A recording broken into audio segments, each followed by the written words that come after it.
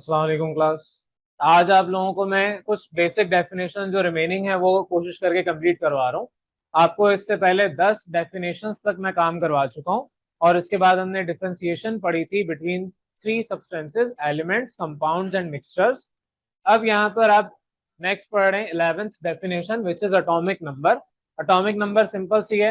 Atomic number आप कहते हैं जो हमारे एटम के अंदर न्यूक्लियस में प्रोटॉन्स मौजूद हैं, तो the number of protons present in the nucleus of an atom is called atomic number. पर आपके पास जब हमने बेसिक केमिस्ट्री पढ़ी थी तो वहां पर एटॉमिक स्ट्रक्चर बनाया था। एटॉमिक स्ट्रक्चर में न्यूक्लियस आपने बनाया था। न्यूक्लियस फॉर एग्जांपल सबको याद होना चाहिए। आप इस तरीके से न्यूक्लियस बनाते थे, इधर प्रोटॉन लिखते थे, इधर न्यूट्रॉन लिखते थे। फॉर एग्जाम्पल कार्बन की बात कर रहे हैं, उसके पास 6 प्रोटॉन्स और 6 न्यूट्रॉन्स हैं। तो ये जो number of protons present in the nucleus है, ये आपके एटॉमिक नंबर को रिप्रेजेंट करते हैं। और आपने बेसिक केमिस्ट्री में ये भी पढ़ा था कि आपके पास प्रोटॉन्स बराबर होते हैं एटॉमिक नंबर के। एटॉमिक नंबर को हम जेड से रिप्रेजेंट करते हैं। तो एटॉमिक नंबर आपके पास जेड से रिप्रेजेंट होता है। मास नंबर या एटॉमिक मास दोनों ए से रिप्रेजेंट होते हैं। तो अब आपका यहाँ तो ये कॉन्सेप्ट क्लियर हो गया एटॉमिक नंबर क्या होता है। बिल्कुल बेसिक सा काम है। किताब में वैसे ये टॉपिक इतना डेप्थ में नहीं है तो इसको भी हम इतना डीपली नहीं पढ़े, बस डेफिनेशन याद होनी चाहिए। इसकी रिप्रेजेंटेशन जेड होती है, ये मैंने आपको बता दिया। आपने फर्स्ट 20 एलिमेंट्स के एटॉमिक नंबर याद कर रखे, तो ये एग्जाम्पल हो गई। एक्सप्लेनेशन इसमें कुछ बनती नहीं है, वरना अदरवाइज एग्जाम्पल अगर आप एक्सप्लेनेशन बनाना चाहते हैं तो आप ये लिख सकते हैं कि जो पूरा पीरियोडिक टेबल है आपके पास, पीरियोडिक टेबल में जो नंबर ऑफ एलिमेंट्स जितने भी मौजूद हैं उनकी arrangement with respect to their atomic number है। हाइड्रोजन के बाद हीलियम, फिर उसके बाद आपका हीलियम के बाद लिथियम, फिर लिथियम के बाद बेरिलियम, बोरॉन, कार्बन, नाइट्रोजन, ये जो सीक्वेंस है with respect to their atomic number है। तो पीरियोडिक टेबल में जो अरेंजमेंट है, जो आइडेंटिफिकेशन है, इसको हम एटॉमिक नंबर के अलावा आइडेंटिफिकेशन नंबर भी कहते हैं। तो ये आपके पास इसकी एक्सप्लेनेशन हो सकती है, अदरवाइज एक्सप्लेनेशन की इतनी जरूरत नहीं है, डेफिनेशन ही ज्यादातर आती है। एग्जाम्पल्स आप कोई भी दे दें, 20 एलिमेंट के आपने याद किए हुए शुरू के 20 एलिमेंट के एटॉमिक नंबर, कोई भी 3 या 4 आप एग्जाम्पल के तौर पे दे दें। इसके बाद नेक्स्ट आपका टॉपिक है मास नंबर। मास नंबर क्या है? जो आपने यहाँ पर प्रोटॉन्स और न्यूट्रॉन्स दोनों पढ़े, इन दोनों को ऐड कर दें, sum of the number of protons and neutrons present in the nucleus of an atom is called mass number. तो मास नंबर, एटॉमिक मास अलग है, मास नंबर अलग है। मास नंबर में आप प्रोटॉन्स और न्यूट्रॉन्स की तादाद को ऐड कर रहे हैं, तो ऐड करने पर जो क्वांटिटी आती है, फॉर एग्जांपल 6 + 6 12, तो कार्बन का मास नंबर 12 है। तो कार्बन का एटॉमिक मास या मास नंबर दोनों 12 है। मास नंबर क्या है?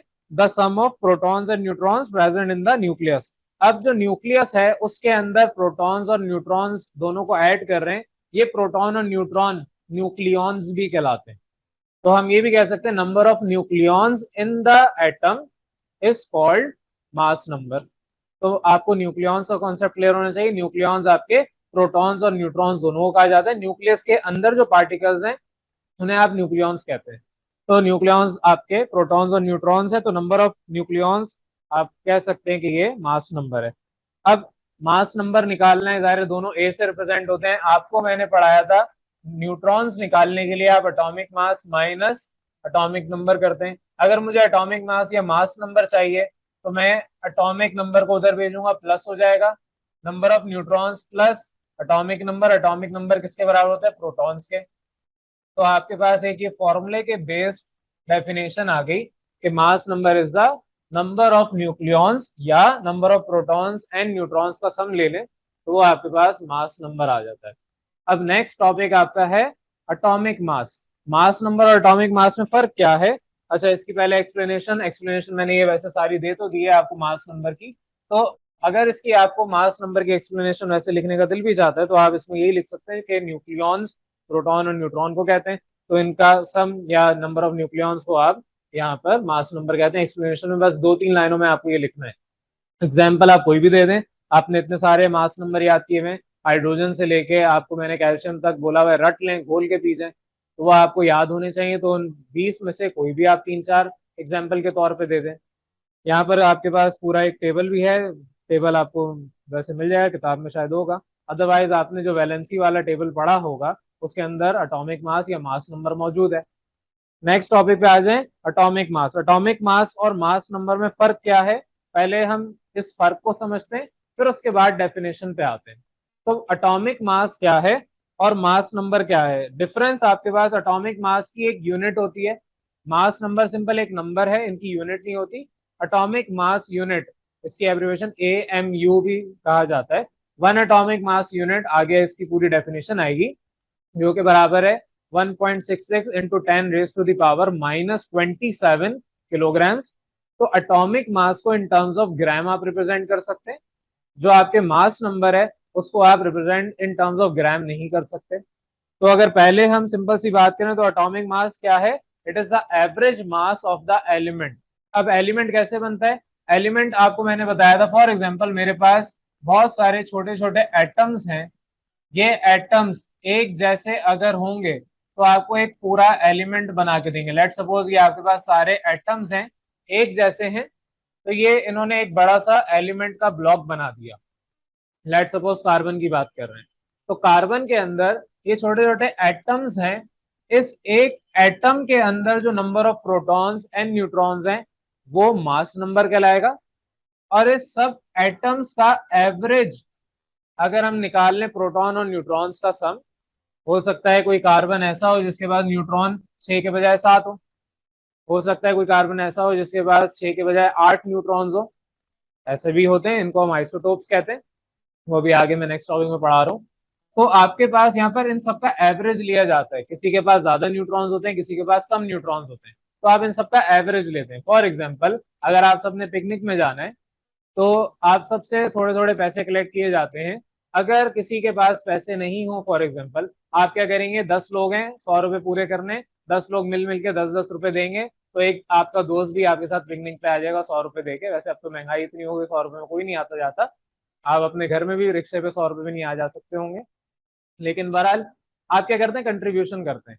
तो हर एलिमेंट के जो एटम है वो अपना एटॉमिक मास निकालते हैं इंडिविजुअली, पहले उसका एवरेज लेते हैं, यानी कि पहले आपने हर एटम का मास नंबर निकाला, उनका एवरेज लिया। लेट सपोज आपके पास 100 एटम्स थे एक एलिमेंट में, और सब 100 को आपने ऐड किया, फॉर एग्जांपल सारे के सारे 100 आपने ऐड किए, तो टोटल मास नंबर 1200 आ गया। डिवाइड बाय 100 किया तो आपके पास 12 जो आया, ये अब एटॉमिक मास यूनिट है नंबर 1। और ये आपके पास 12 atomic mass unit is representing the atomic mass of your element. Atomic mass आप निकालते हैं एलिमेंट के अंदर, और मास नंबर निकालते हैं उस एक एटम के न्यूक्लियस के अंदर जो प्रोटॉन और न्यूट्रॉन का सम है। तो डेफिनेशन पे अब मैं आ रहा हूं। डेफिनेशन क्या है? द टोटल मास जो आपने निकाला है is of the sum of the number of protons and neutrons, जिसको आप बाद में एवरेज कर रहे हैं, वो आपके पास एटॉमिक मास वैल्यू आती है बेसिकली। तो डिफरेंस पे वापस आ जाए, तो एटॉमिक मास और मास नंबर में डिफरेंस पहला क्या हुआ? सबसे पहला एटॉमिक मास क्या है? Is the average mass of the element, average mass है एलिमेंट का। और जो आपके पास मास नंबर है, it is the total number of nucleons. आपका जो मास नंबर है, it is the total number of nucleons. और जो एटॉमिक मास है, it is the average mass number of the element. तो ये एक नंबर 1 आपके पास डिफरेंस आ गया। तो ये आप इसको डिफरेंस के तौर पे भी लिख सकते हैं, एग्जाम में आ सकता है, differentiate between atomic mass and mass number. तो पहला डिफरेंस मैंने करवा दिया। सेकंड पे आ जाए। सेकंड आपके पास कहते हैं कि एटॉमिक मास, बेसिकली इसको हम एटॉमिक वेट भी कह सकते हैं। क्यों? क्योंकि मैंने आपसे कहा कि एक AMU, यहाँ पर मैं लिख देता हूँ दोबारा, 1 AMU बराबर होता है 1.66 इंटू 10 की पावर 24 माइनस के ग्राम्स। -27 करेंगे तो किलोग्राम्स, -24 करेंगे तो ग्राम्स। तो यहाँ पर आपके पास ये वेट, ज़ाहिर वेट अगर आपको अपना लेना है तो आप या तो अपना किलोग्राम में या पाउंड्स में या ग्राम्स में निकालेंगे। तो एटम का भी वेट, एटॉमिक वेट ग्राम्स में निकाला जा सकता है। और ये जो एटॉमिक मास है, ये आपके पास एवरेज वेटेड है। फॉर एग्जांपल अगर मेरे पास कोई चावलों की बोरी जा रही है और ट्रक में 100 बोरियां हैं, तो मैं हर एक बोरी को उठा के वजन नहीं करूंगा। मैं क्या करूंगा, रैंडमली 2-3 बोरियां उठाऊंगा, हर एक का वजन करूंगा। सबका अगर फॉर एग्जांपल 10 किलो आ रहा है या 50 किलो आ रहा है, लेट्स सपोज 50 किलो सबका है, तो मैं 100 की 100 बोरियों को अज्यूम कर लूंगा कि इनका 50 किलो होगा। तो यहाँ पर इसी तरीके से वेट एवरेज निकाला जाता है। तो वेट एवरेज निकालना है आपने, नंबर ऑफ एलिमेंट जितने भी हैं और नंबर ऑफ एलिमेंट्स यहाँ पर जो काउंट किए जाते हैं, फॉर एग्जांपल मैंने कहा ये सारे कार्बन्स के हैं, तो ये सारे कार्बन्स के डिफरेंट आइसोटोप्स हैं। आइसोटोप क्या होता है वो आगे मैं टॉपिक जब पढ़ाऊंगा रिलेटिव एटॉमिक मास यूनिट या रिलेटिव एटॉमिक मास का, तो रिलेटिव एटॉमिक मास के अंदर हम आइसोटोप्स को डिस्कस करेंगे डिटेल में। तो यहाँ पर आपके पास एक तो ये हो गया, लेकिन जो मास नंबर है वो आपको पता है, it is the total number of protons and neutrons. इसमें आप एटम के न्यूक्लियस के प्रोटॉन और न्यूट्रॉन को ऐड कर रहे हैं। लेकिन जो आपका एटॉमिक मास है ये एलिमेंट्स का एवरेज वेट लिया जा रहा है, एटॉमिक वेट इन ग्राम्स लिया जा रहा है। ये आपके पास क्लियर होना चाहिए। नेक्स्ट डिफरेंस आप कह सकते हैं कि आपके पास जो मास नंबर है वो जाहिर है it is the total sum of proton and neutron in the atom, और ये होल नंबर में होता है। होल नंबर का मतलब आपने जितने भी याद किए एटॉमिक मासेस वो आपने याद किए, फॉर एग्जांपल 1, अगर आप उसकी हीलियम की बात करें 4, लिथियम की बात करें 7, इसी तरीके से बेरिलियम 9, बोरॉन 11, ये आपने जो याद किए ये होल नंबर में आपने मैथ्स पढ़ रखी है, होल नंबर पता है, पॉइंट जिसमें नहीं आता।